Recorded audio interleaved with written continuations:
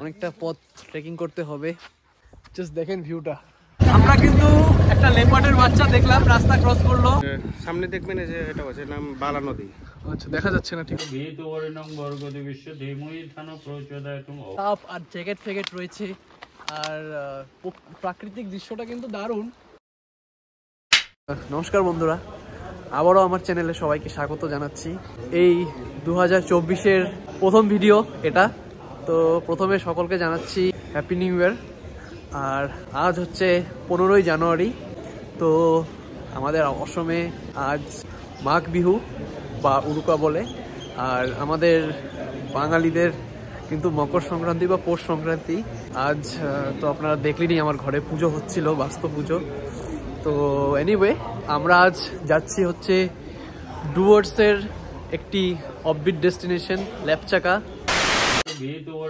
সকাল সকাল বাড়িতে পুজো হচ্ছিল।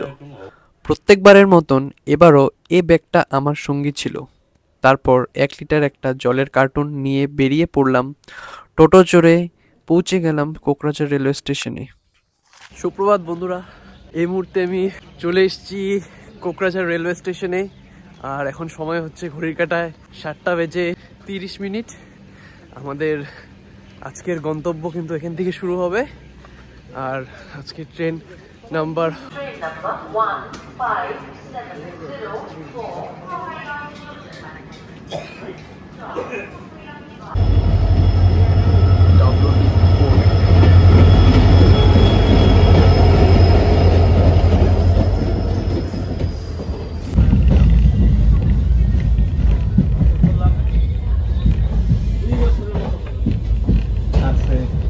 এই মুহূর্তে আমাদের ট্রেন এসে পৌঁছেছে গোসাইগাঁও হাট রেলওয়ে স্টেশনে। আর আমাদের ট্রেন এখানে দাঁড়িয়ে আছে কারণ 2227 এনজিপি গুয়াহাটি বন্দে ভারত এক্সপ্রেস কিন্তু ইতিমধ্যে আমাদের সাথে ক্রসিং হবে। তো দেখাবো আমি।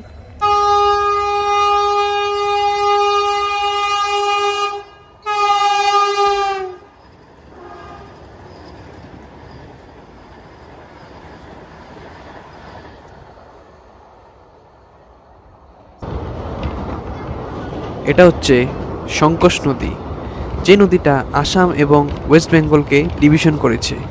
তো বন্ধুরা, আমাদের 2 ঘন্টার জার্নি কিন্তু এখানেই আমরা সমাপ্ত করছি, ট্রেন জার্নিটা। তো এই মুহূর্তে আমরা আলিপুরদুয়ার রেলওয়ে স্টেশনে পৌঁছে গেছি। তো এখান থেকে সরাসরি যাব টোটো ধরে আলিপুর চৌপতিতে। তো সেখানেই দেখা হচ্ছে।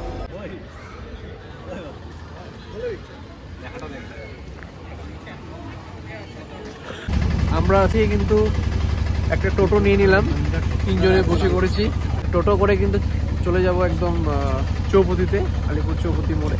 তো সেখান থেকে বাস বা ম্যাজিক করে চলে যাব সেই রাজার হাত খাওয়ার উদ্দেশ্যে। আমরা এই মুহূর্তে পৌঁছে গেছি চৌপতি মোড়ে, আলিপুর দুয়ারে। তো এটা হচ্ছে ক্লক টাওয়ারটা, আর এদিক দিয়ে কিন্তু জংশনের রুটটা চলে গেছে। তো আমরা এদিক দিয়ে যাব।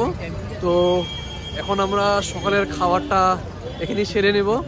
তো দোকান কিন্তু এখনো খুলেনি, তো জিজ্ঞেস করবো কোথায় কি পাওয়া যায়।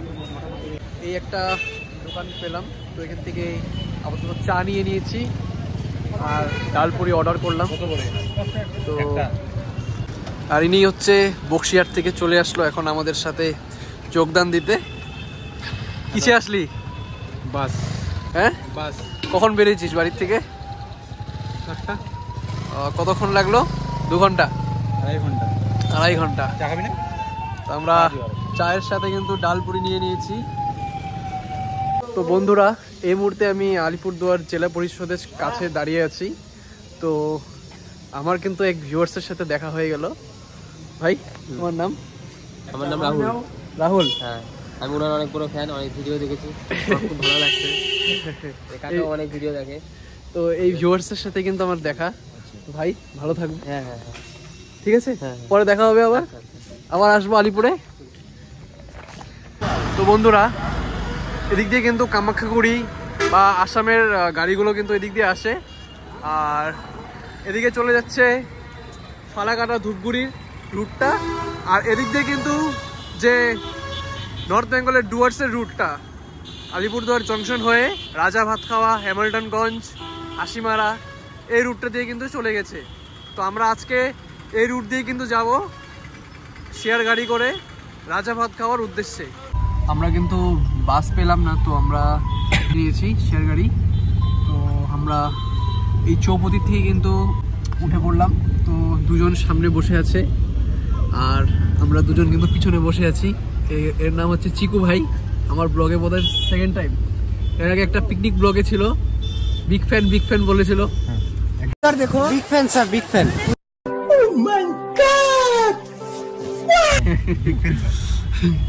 যাই হোক, তো এখান থেকে সরাসরি রাজা ভাত খাওয়ার উদ্দেশ্যে যাব। তো সেখান থেকে কথা হচ্ছে। আলিপুরদুয়ার থেকে রাজা ভাত খাওয়ার দূরত্ব হলো 15 কিলোমিটার, আর যেতে সময় লাগবে মোট আধ ঘন্টা। ট্রেনে করে আসতে হলে আপনাদের সবচেয়ে নিয়ারেস্ট স্টেশন আলিপুরদুয়ার জংশন কিংবা নিউ আলিপুরদুয়ার রেলওয়ে স্টেশনে নেমে শেয়ার গাড়ি চেপে যেতে হবে প্রথমে রাজা ভাত খাওয়া। আলিপুরদুয়ার থেকে কিন্তু এই রুট ধরে আমরা চলে এসেছি যে Buxa tiger reserve. Safe wildlife, safe biodiversity, don't stop. আর এই জায়গাটার নাম হচ্ছে রাজা ভাত খাওয়া। তো এই জায়গাটার বিষয় কিন্তু আমি বহুদিন আগে বলেছিলাম আপনাদের। এখান থেকে কিন্তু টাইগার রিজার্ভ শুরু হয়ে যায়। তো ভিতরে যাওয়ার জন্য কিন্তু অনেক ফর্মালিটিস আছে। কি এটা চেকপোস্ট। তো দেখি। তো বন্ধুরা, আবারও কিন্তু অটোতে উঠে পড়েছি। আমার বন্ধুরা কিন্তু এখানে দাঁড়িয়ে অপেক্ষা করবে, কারণ এখান থেকে 1/2 কিলোমিটার পিছনে কিন্তু রয়েছে টিকিট কাউন্টার এই বক্সা রিজার্ভে ঢোকার জন্য। তো আমরা যে অটো করে যাব যে সান্তালাবাড়ি পর্যন্ত, তো সেই দাদাই কিন্তু ওদেরকে নিয়ে যাচ্ছে টিকিট কাউন্টারে। আমাদের বলতে আমাকে নিয়ে যাচ্ছে। তো আমি সবার জন্য টিকিটটা করে নিয়ে এসেছি। বন্ধুরা, এই হচ্ছে কিন্তু টিকিট কাউন্টারটা। এখান থেকে আমরা 4 জনের জন্য টিকিট করিয়ে নিয়েছি। মাথা পিছু 150 টাকা করে পড়লো বক্সা রিজার্ভে ঢোকার জন্যে। আর এখানে কিন্তু পুরো দেওয়া রয়েছে। ইন্ডিয়ানদের জন্য 150 টাকা পার পারসন, ফরেনার্সদের জন্য কিন্তু 500 টাকা। আর 4 হুইলার জন্য, মানে 4 হুইলার বলতে প্রাইভেট কার যদি আপনারা নিয়ে যান তাহলে 400 টাকা করে এক্সট্রা পারমিট করতে হবে। টিকিট তো হয়ে গেল। তো আমরা লেট না করে কিন্তু আমরা সরাসরি এখন রওনা হয়ে পড়বো।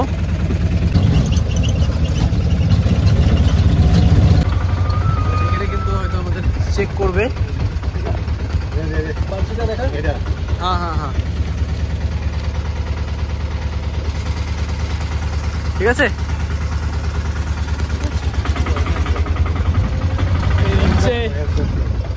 বক্সা টাইগার রিজার্ভ নর্থ বেঙ্গলের আমাদের ডুয়ার্সের ঘন জঙ্গলে ঢুকে পড়েছি আমরা। সবাই এক্সাইটেড? বক্সা টাইগার রিজার্ভ হলো ভারতের উত্তর পশ্চিমবঙ্গের আলিপুরদুয়ার জেলায় অবস্থিত। এটি প্রধানত বাঘের জন্য বিখ্যাত। রাজা ভাত খাওয়ার থেকে সান্তালাবাড়ি যাওয়ার পথে আপনাদের কিন্তু প্রচুর বন্যপ্রাণীদের দেখা মিলতেও পারে। যাওয়ার পথে কিন্তু আমরা প্রচুর ময়ূর এবং একটি চিতাবাঘের বাচ্চা দেখতে পেয়েছিলাম, এবং ফেরার পথে দেখতে পেয়েছিলাম ময়ূরের সাথে কতগুলি হরিণ। আমরা কিন্তু একটা লেপার্ডের বাচ্চা দেখলাম, রাস্তা ক্রস করলো। তো দিনের বেলা কিন্তু সচরাচর কম দেখা যায়। তো আমি কিন্তু ক্যাপচার করতে পারিনি ভিডিওতে, তো খুবই দুঃখিত তার জন্য। কিন্তু চলে গেল।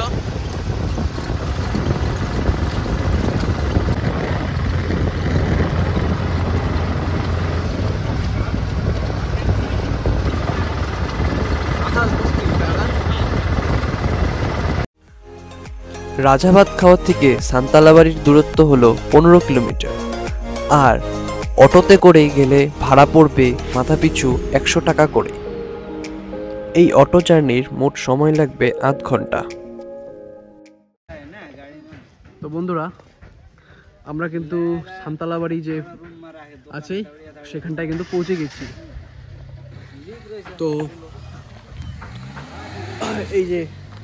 এই অটোটা করে কিন্তু আমরা আসলাম এই রাস্তা দিয়ে। আর এখান থেকে কিন্তু উপরে যাওয়ার জন্য গাইড বুক করতে হবে, সেটা কিন্তু ম্যান্ডেটরি, 500 টাকা করে। আপনারা যতজনই থাকুন 2 জন থাকুন বা 10 জন থাকুন, 20 জন থাকুন, একটা গাইডের চার্জ হচ্ছে 500 টাকা। আর এটা হচ্ছে যে পয়েন্টটা আই লাভ বক্সা লেখা, তো আর ওখানে হচ্ছে টিকিট মানে গাইড বুকিং করার জায়গাটা আমি দেখা। এখানে কিন্তু গাইড বুক করা হচ্ছে, যে গাড়ি আসছে উপর থেকে। এখানে কিন্তু সব অমনি, লেপচাকা যাওয়ার জন্য কিন্তু একদম সব অমনি যায়। ক্যামেরা যদি থাকে 200 টাকা দিতে লাগবে এক্সট্রা, ওইটা পারমিট এখান থেকে করা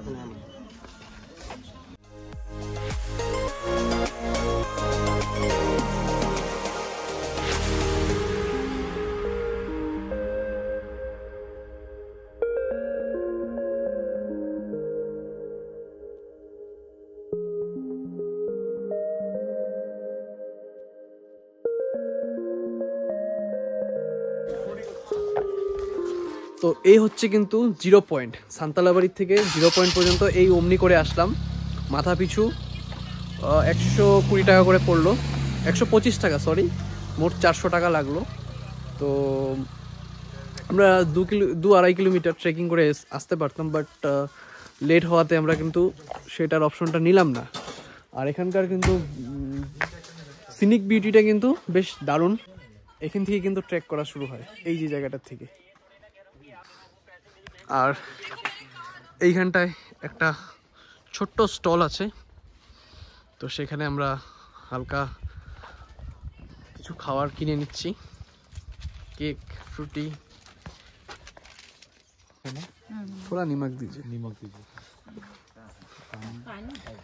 আমরা 4 জন 4টা ডিম সিদ্ধ খাবো এখন, জুস নিয়ে নিয়েছি। তো অনেকটা পথ ট্রেকিং করতে হবে, তো অল্প প্রোটিন দরকার শরীরে।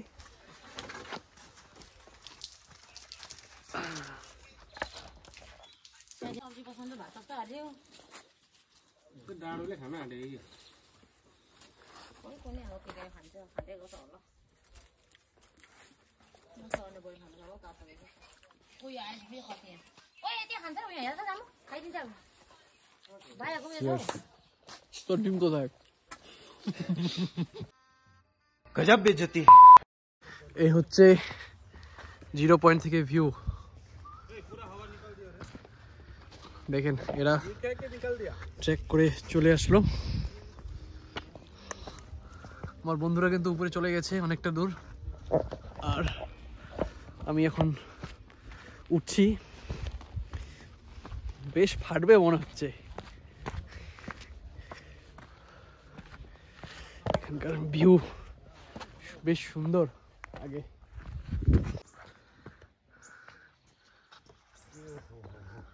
ভাই সাফ, জাস্ট দেখেন ভিউটা। এটা হচ্ছে শুরুয়াত এখানকার। এরা উপরে চলে গেছে, আমাকে ডাকছে। এটা হচ্ছে একটা ভিউ পয়েন্ট।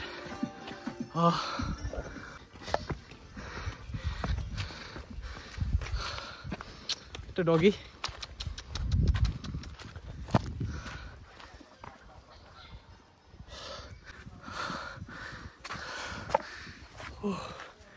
অসাধারণ, এই জিনিসগুলো আমার খুব প্রিয়।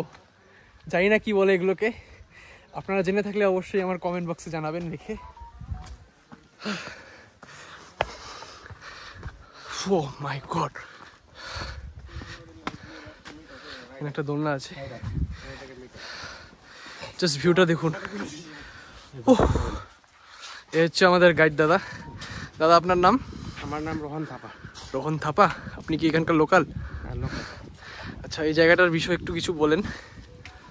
জায়গাটা হচ্ছে আপনার যে নদী আছে, এই নদী হচ্ছে আপনার বক্সা নদী বলে। আচ্ছা, ওই পাশে আছে আপনার জয়ন্তী রিভার।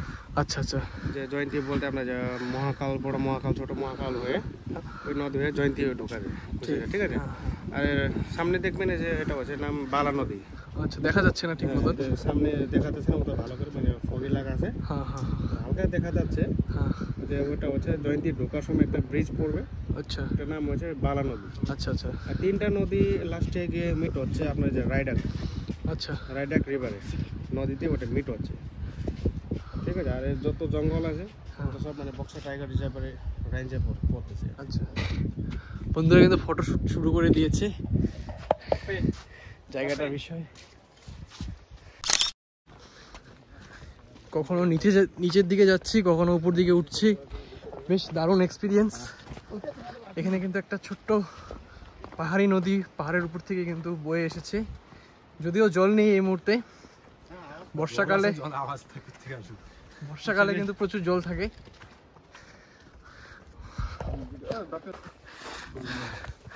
এখানে কিন্তু অনেক রেস্ট্রিকশনের, ফুল তুললে কিন্তু জরিমানা ভরতে হবে 500 টাকা করে। বন্ধুরা প্রচুর টাফ, আর এই কড়া রোদ পড়লে পরে কিন্তু অনেকটা কষ্টকর অবস্থা পরিণত হয়, কারণ প্রচুর তাপ আর জ্যাকেট ফ্যাকেট রয়েছে। আর প্রাকৃতিক দৃশ্যটা কিন্তু দারুণ, কিন্তু একটু কষ্ট হচ্ছে। বাট এখানকার ভিউটা কিন্তু অসাধারণ অসাধারণ। আপনারা দেখুন, এই গাছটার পিছনে পাহাড়ি পাথর, সাথে কিছু বাড়িঘর দেখা যাচ্ছে। জানি না আমার ফোনের ক্যামেরাতে আসছে কিনা।